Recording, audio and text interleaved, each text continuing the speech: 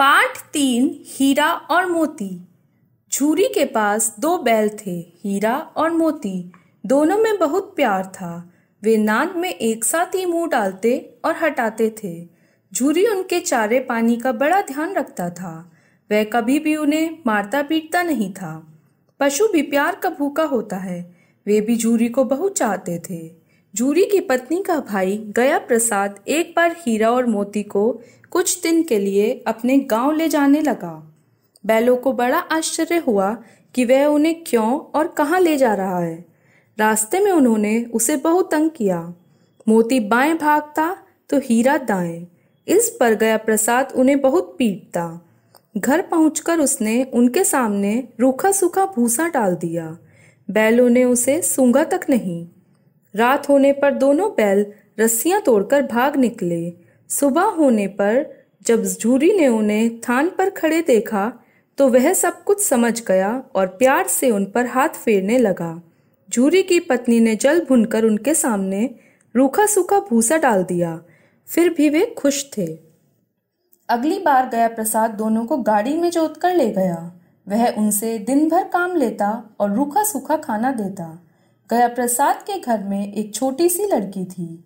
वह रात को चुपके से बैलों को रोटी खिलाती। एक दिन उसने दोनों बैलों को खोल दिया। दोनों वहां से भाग निकले। अब हीरा और मोती आजाद थे। रास्ते में उनका मुकाबला एक सांड से हुआ। दोनों ने साहस से काम लिया। सांड ने हीरा पर वार किया तो मोती ने उसे पीछे से सींगों से चोट पहुंचाई। सांड घबराकर भाग गया। हीरा और मोती दोनों को भूख लगी थी। वे हरे भरे मटर के खेत में घुस गए और मटर खाने लगे।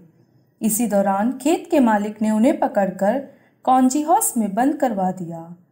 कांजी हाउस में और भी कई जानवर थे, भैंसे, घोड़े घोड़ियां, गधे, सबके सब कमजोर और दुबले पतले। वहां किसी के लिए न चारे का प्रबंध था न पानी का। यहाँ कहाँ आ फंसे, उन्होंने सोचा। रात हुई। मोती ने सींगों से दीवार गिराने का प्रयत्न किया। दीवार कमजोर थी। कुछ चोटों में ही दीवार गिर गई। दीवार में रास्ता बनते ही पहले तो घोड़ियां भागी, फिर भैंसे और बकरियां। मोती ने गधों को भी सींग मार मार कर भगा दिया।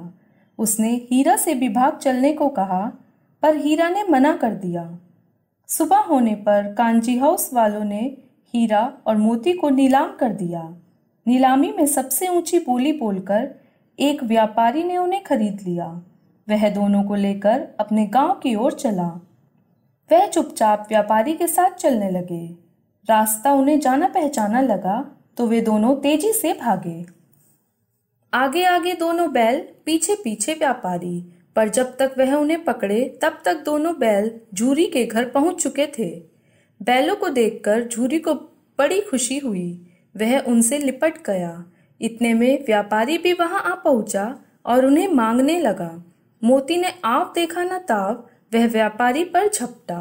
व्यापारी जान बचाकर वहां से भागा। झूरी की पत्नी भी भीतर से दौड़ी दौड़ी आई और उसने हीरा और मोती के माथे चूम लिए।